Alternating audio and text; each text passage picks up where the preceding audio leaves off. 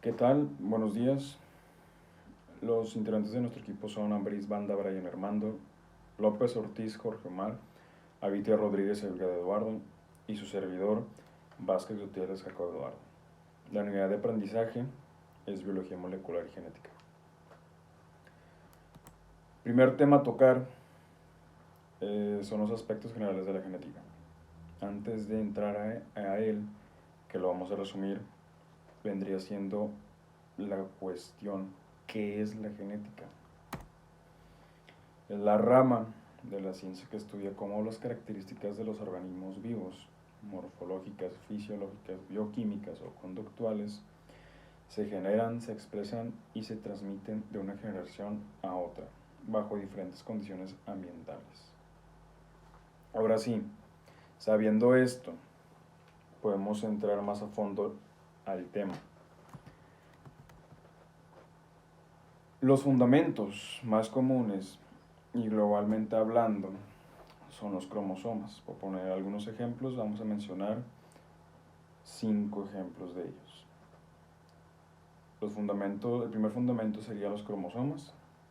Son paquetes de genes que se encuentran en una célula. Nosotros, seres vivos, seres humanos, tenemos 23 pares, 46 en total. Un integrante por cada par de esos cromosomas se hereda de la madre y el otro por el padre. Dos de los 46 cromosomas que existen, el X y el Y, son los cromosomas sexuales. Ellos determinan si los hijos serán varones o mujeres. Los individuos con un par de cromosomas X, los dos pares, obviamente, son mujeres,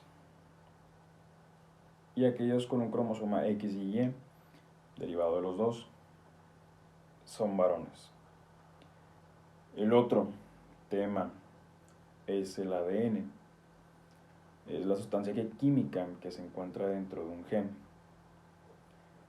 Y es el que porta o manda las instrucciones genéticas a generar seres vivos.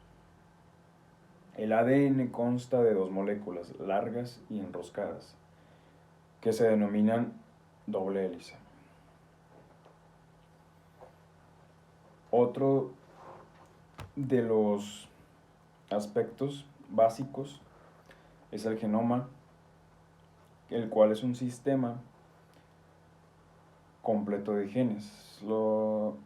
La genómica es el estudio de cómo los genes interactúan e influyen en las características biológicas y físicas de los seres vivos.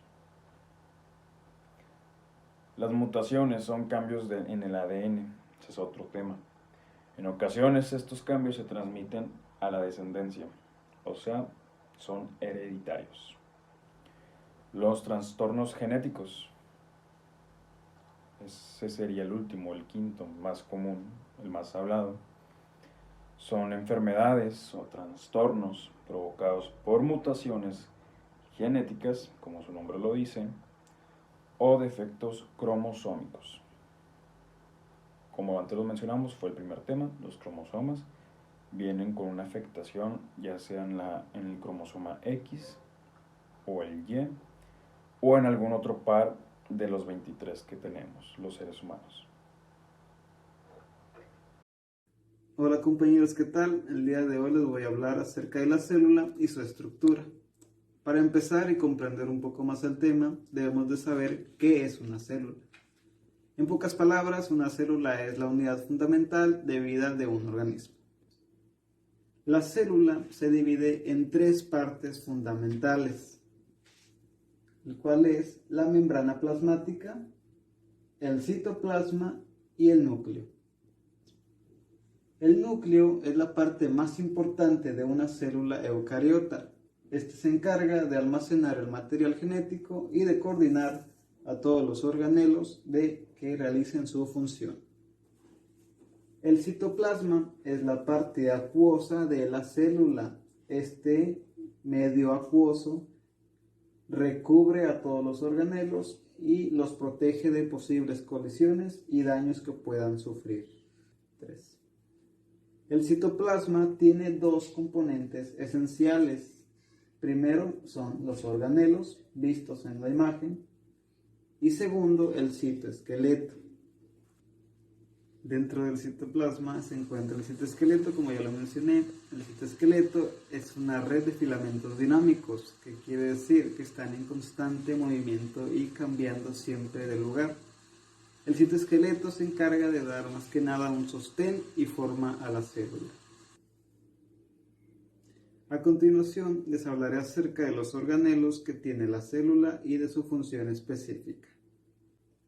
Hablaré acerca de lo que son los ribosomas de la célula. Estos se encargan de crear proteínas y después liberarlas. También está el retículo endoplasmático rugoso. Su función es recibir las proteínas. Y también está el retículo endoplasmático liso, que se encarga de crear membrana nueva. También encontramos en la célula el aparato de Golgi. Este se encarga de recibir las proteínas que salen de los retículos endoplasmáticos y después liberarlas en forma de vesículas al citoplasma. Encontramos también lo que vienen a ser los lisosomas. Estos se encargan de digerir el material que la célula ingiere y después reutilizarlo. Encontramos también lo que vienen a ser las mitocondrias. Su función es hacer energía para la función celular. Dentro de la mitocondria hay un núcleo de ADN. Están también lo que vienen a ser los centriolos. Estos son una pareja de organelos que tienen forma de bastón y están entrelazados. Su función simplemente es contribuir a la división celular. Está también, por último, lo que viene a ser la membrana plasmática de la célula. En términos generales, es como una frontera o el límite de la célula. Hablaré sobre la división celular. Existen dos formas de esta división, mitosis y meiosis. La meiosis tiene como resultado células sexuales como espermatozoides. Se realiza mediante el proceso celular que se compone de profase 1 y 2, metafase 1 y 2, anafase 1 y 2 y telofase 1 y 2. Y se hace principalmente para distribuir el material genético, para reducir el material genético a la mitad. La mitosis, por otro lado, se realiza en células somáticas, es decir, en células de todo nuestro organismo. El resultado de esta división son dos células hijas idénticas a la original. Cuando esta división no se produce correctamente, puede desembocar en alteraciones como podría ser un tipo de cáncer. Se realiza mediante el proceso de profase 1, metafase 1, anafase 1 y telofase 1. Ahora hablaré de la heredabilidad. La heredabilidad explica que también factores genéticos describen las diferencias de los rasgos entre los individuos.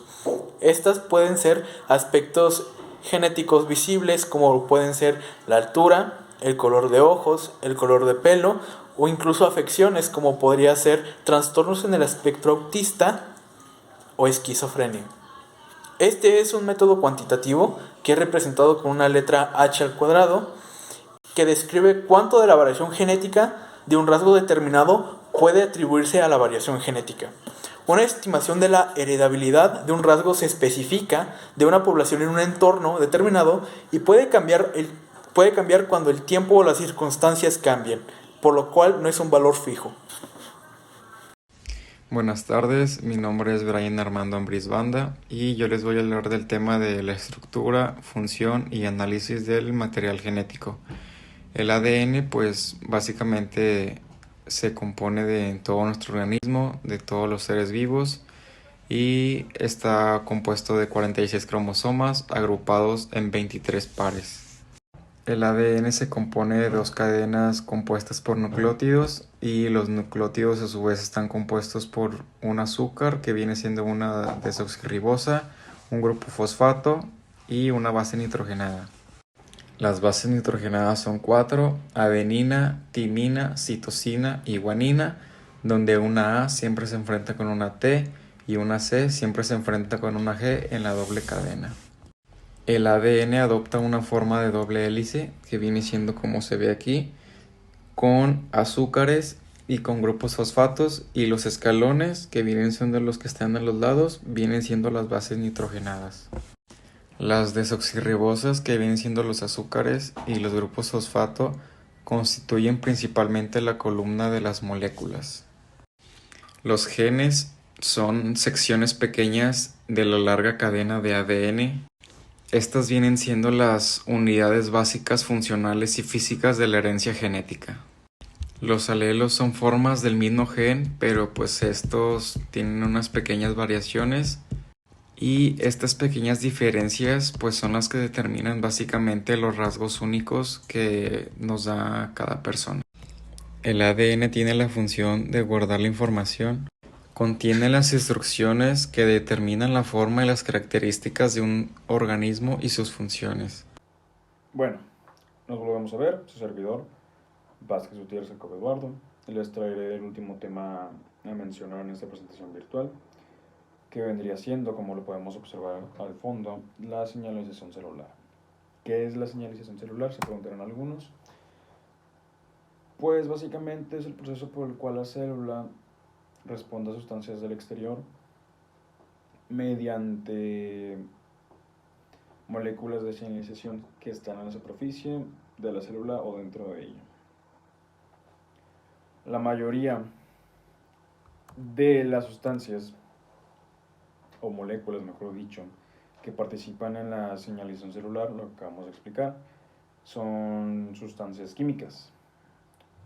Por poner algunos ejemplos, hormonas, neurotransmisores y factores de crecimiento, los cuales se unen a proteínas específicas a las que les denominamos receptores, moléculas de señalización. Esto sobre la célula o dentro de ellas. Las señales pasan de una molécula a otra en el interior de la célula. La señalización celular, es de suma importancia para el crecimiento y funcionamiento celular normal. Las células que tienen moléculas de señalización, de las cuales acabamos de explicar, de señalización celular, anormales, a veces se vuelven células cancerosas. No siempre, como lo acabo de decir, no siempre suele suceder, pero hay casos en los que sí llega a ese extremo de convertirse en células cancerosas, a las que también se les llaman transducción de la señal. Por último, para terminar esta clase video, simplemente les quiero dar las gracias por su atención. Nos vemos luego. Muchas gracias.